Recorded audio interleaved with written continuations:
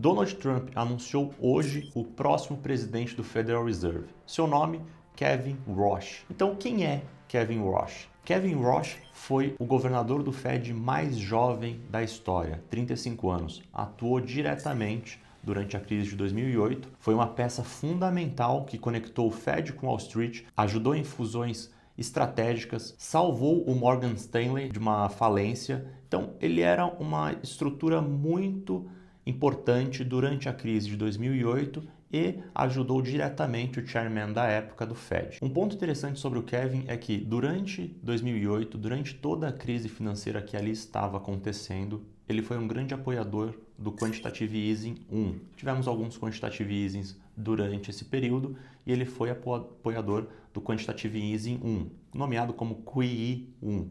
Porém, durante o Quantitative Easing 2, ele foi altamente contra porque ele mencionava que os mercados já estavam estabilizados e que não precisaria de um segundo QE. Então, essa característica dele é importante para a gente entender um pouco de qual será a filosofia, de qual será a política monetária que ele tende a adotar. E por que eu falo tende a adotar? Porque a gente está falando de um Kevin Roche de 2008, quando ele tinha só 35 anos e agora já tem uma filosofia de investimento completamente diferente. Além disso, ele tem algumas óticas completamente contrárias ao ambiente de 2008, muito também porque as tecnologias de 2008 são diferentes das tecnologias de 2026 e 2025. E a segunda camada desse novo presidente do Federal Reserve é bom adicionar já uma peça nesse tabuleiro que chama Stanley Druckenmiller.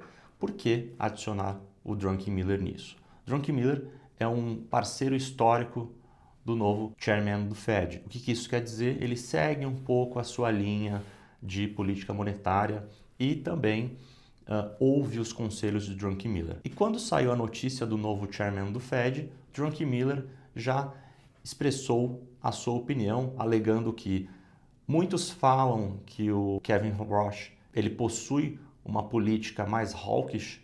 Druckenmiller falou que não e que ele era open-minded. Então, tirando um pouco esse viés que já existia em cima do novo presidente do Federal Reserve. Falando um pouco mais sobre Kevin Roche, ele é um grande entusiasta sobre inteligência artificial. Ele comenta que a inteligência artificial aumenta a produtividade sem afetar a inflação. Então esse é um dado importante para a gente também já começar a mapear quais são os próximos passos dele como o presidente do Banco Central. O Roche tem uma característica muito interessante. Ele entende inteligência artificial como um ganho de produtividade e no curto prazo ele alega que cortes de juros são interessantes e tem uma agenda delineada, uma agenda estratégica que está bem em linha com o presidente Donald Trump. Então ele tende a seguir o que o Trump quer e busca dentro de um novo presidente do Federal Reserve, que é muito contrário, por exemplo, ao atual Jerome Powell. E com a entrada de Roche, a gente tem uma tríade muito interessante sendo formada diretamente e indiretamente no governo americano.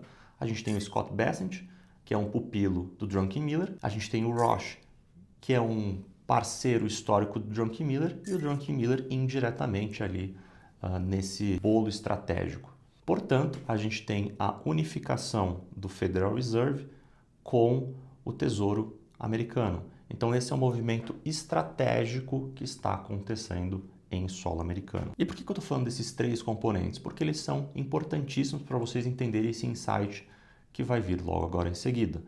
Roche, de um lado, entende o Bitcoin como um ouro digital, entende que ele possui características para a composição dentro de um portfólio e vai muito contra, por exemplo, alegações como o Charlie Munger, que comenta que o Bitcoin é um veneno de rato e etc. Além disso, em entrevistas, ele comentou que o Bitcoin serve como um policial para o sistema monetário. Então, o Bitcoin é sensível a esses problemas monetários e um alerta para que, se o Federal Reserve vai mal na política monetária, o Bitcoin emite um alerta que é a valorização dele. O Scott Bessent, recentemente em Davos, comentou o quê? Comentou que os Estados Unidos está montando a sua reserva estratégica de Bitcoin.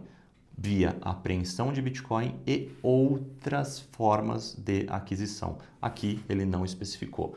E por fim, o Druckenmiller Miller comenta que o Bitcoin tem características de ser um ouro digital, tanto pelas características fundamentais dele, né, escassez, previsibilidade, etc., quanto o fator geracional, ou seja, as gerações abaixo de 40 anos, as gerações mais novas enxergam ali no Bitcoin um componente de reserva de valor e um componente geracional. Então, temos 3 pilares muito poderosos sendo alinhados em solo americano para se o Scott Bessent de fato criar uma reserva estratégica com compras de Bitcoin e etc., ele terá pela primeira vez na história um presidente do Banco Central americano que é pró-Bitcoin, ou melhor, eu nem diria pró-Bitcoin, mas ele é um agente que não vai contra o ativo. Só de não ir contra o ativo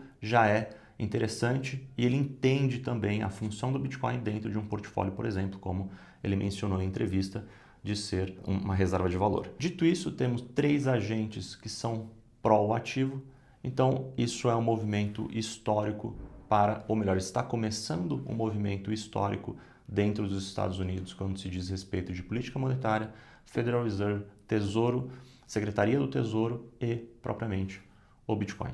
Espero que tenham gostado desse conteúdo, um conteúdo unificando um pouco de Federal Reserve, Bitcoin e esses 3 pilares que estão sendo formados lá nos Estados Unidos para que a reserva estratégica de Bitcoin seja criada e aumentando a adoção do ativo e elevando ali o patamar também do ativo sob a percepção de nações soberanos como, de fato, uma reserva de valor legítima. Então é isso, pessoal. Caso vocês tenham gostado desse vídeo, enviem para os seus amigos, enviem para quem não tem esse tipo de informação e até a próxima.